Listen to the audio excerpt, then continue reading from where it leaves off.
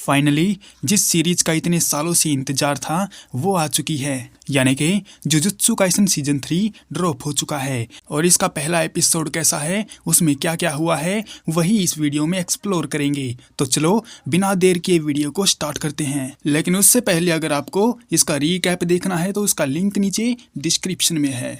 Episode continue होता है Zenin clan में, जहां पर नाओबिटो का बेटा नाओया जेनिन अब नया क्लैन हेड बनने वाला है, जो कि एक फर्स्ट ग्रेड सोर्सरर है और वो माकी का कजिन भी है। वो अपने अंकल ओगी एंड जिनिची के पास जाता है इस बारे में बात करने के लिए कि जेनिन क्लैन का अगला हेड वो खुद बनने वाला है, क्योंकि माकी और माई तो इस लायक है नहीं और तोजी भी कब का गुजर चुका है। इसीलिए इकलौता नाओया ही बचा है जिसको क्लैन हेड बनाया जा सकता है। पर तभी वहां पर एक छोटा सा आदमी आता है जो अपने हाथ में काफी सारी विल लिए हुए था। साफ साफ बोले तो ये एक लॉयर जैसा है।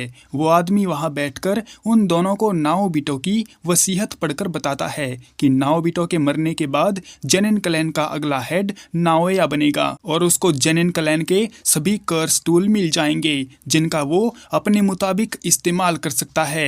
लेकिन इसमें एक ट्विस्ट है कि अगर सातोरू गोजो किसी भी तरह से मर जाता है या अपनी मेंटल सिचुएशन खो बैठता है तो फुशिगुरो तोजी के साथ किया गया उसका प्रॉमिस पूरा किया जाएगा और अगला हेड मेगुमी को बनाया जाएगा। ये सुनकर नाओया की सटक जाती है और वो अपने साथ चल रही लेडी से मेगुमी की करंट लोकेशन जानने की कोशिश करता है। तो उस लेडी का कहना है कि मेगुमी अभी सुकुना के वेसल को ढूंढ रहा है।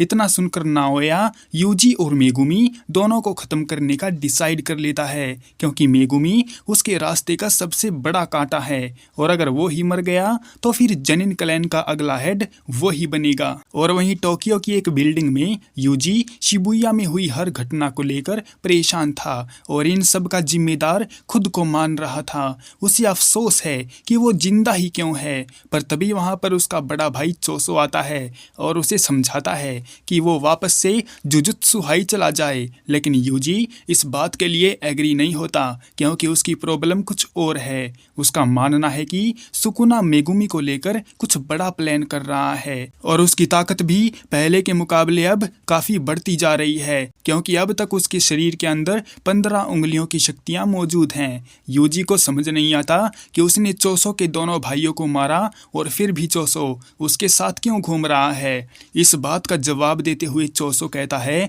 कि ये सब एक एक्सीडेंट था जो कि अनजाने में हुआ था और फिलहाल यूजी उसका छोटा भाई है और एक बड़ा भाई होने के नाते चोसो का फर्ज बनता है कि वो अपने छोटे भाई की हर मुश्किल में मदद करे। इसके बाद वो दोनों चल पड़ते हैं टोक्यो में घूम रहे बहुत सारे कर्स स्पिरिट को खत्म करने। यूजी एक ब्रिज के पास आता है और वहां पर ताली बजाता है। इसके तुरंत बाद ही नदी में से बहुत सारे कर्स स्पिरिट निकल आते हैं और यूजी पर हमला करने के लिए उसके पीछे पड़ जाते हैं। यूजी जल्दी से भागता हुआ एक टनल की तरफ जाता है जहां पर चोसो पहले से ही मौजूद होता है। यूजी अपने बड़े भाई के पियर्सिंग ब्लड की मदद लेकर काफी बड़े कर्स स्पिरिट को खत्म कर देता है। उसकी ताकत देखकर चोसो हैरान होता है, क्योंकि जब शिबुया स्टेशन में उन दोनों की फाइट हुई थी तो वहां के कंपैरिजन में यूजी अब बहुत ज्यादा स्ट्रॉन्ग है और वो एक अलग ही लेवल पर पहुंच चुका है, जबकि वो अभी इंजर्ड है और ज्यादा लड़ने की हालत में भी नहीं है। इसी बात से पता चलता है कि यूजी की ताकत काफी पीक पे चली गई है। तभी वहां पर मेगुमी को ढूंढता हुआ नाओया आ जाता है और कहता है कि यूजी को अभी यहाँ से भाग जाना चाहिए, क्योंकि उसके ऊपर डेथ वारंट निकल चुका है। हालांकि नाओया को कोई फर्क तो नहीं पड़ता कि यूजी जिए या मरे, लेकिन जुजुत्सु हाई की नज़रों में वो एक अपराधी है, तो उसे खुला छोड़ना भी ठीक नहीं है। इसीलिए नाओया यूजी के हाथ पैर तोड़ने की बात कहता है। ये सुनते ही चोसो गुस्से में आ जाता है और नाओया के साथ फाइट करने लगता है। नाओया उस फाइट में भारी पड़ ही रहा था कि तभी उन सबको एक स्ट्रॉन्ग प्रेजेंस महसूस होती है।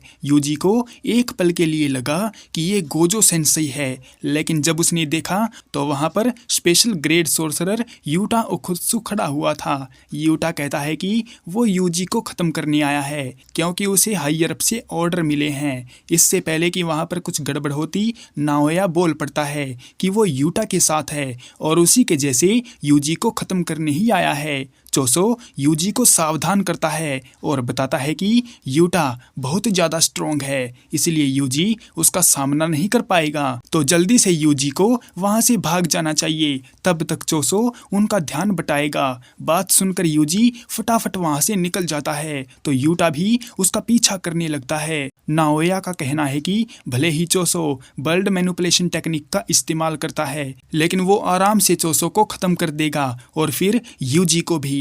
अपने भाई के बारे में यह बात सुनकर चोसो की सटक जाती है और वो नाओया को धमकी देता है कि उसने ऐसा सोच भी कैसे लिया कि वो उसके छोटे भाई पर हाथ उठाएगा और चोसो खुद चुपचाप उसे यहाँ से जाने देगा। यूजी यूटा से बचने के लिए एक बिल्डिंग में चला जाता है और अपने खून से सने हाथों को धोने लगता है, लेकिन तभी वहाँ पर श्रापित आत्माएं आकर उसको तंग करने लगती हैं और उसको पकड़कर हवा में ले जाती हैं और बिल्डिंग पर दे मारती हैं। यहीं से यूटा को उसकी लोकेशन का पता चल जाता है और वो जल्दी से आकर उसको अपनी स्वॉर्ड के नीचे ले लेता है। यूजी जल्दी से यूटा को धक्का देकर खुद को अलग करता है और बिल्डिंग से निकलकर बाहर रोड पर आ जाता है। यूजी को उसकी ताकत गोजो के बराबर लगती है, तो यूटा का कहना है कि उसके पास गोजो के मुकाबले कर्स एनर्जी बहुत ज्यादा है, लेकिन एक बात है जो उसको सेंसेई से नीचे लेवल पर लाती है और वो है उनकी सिक्स साइज। यूटा फिर से अपनी फाइट को कंटिन्यू करता है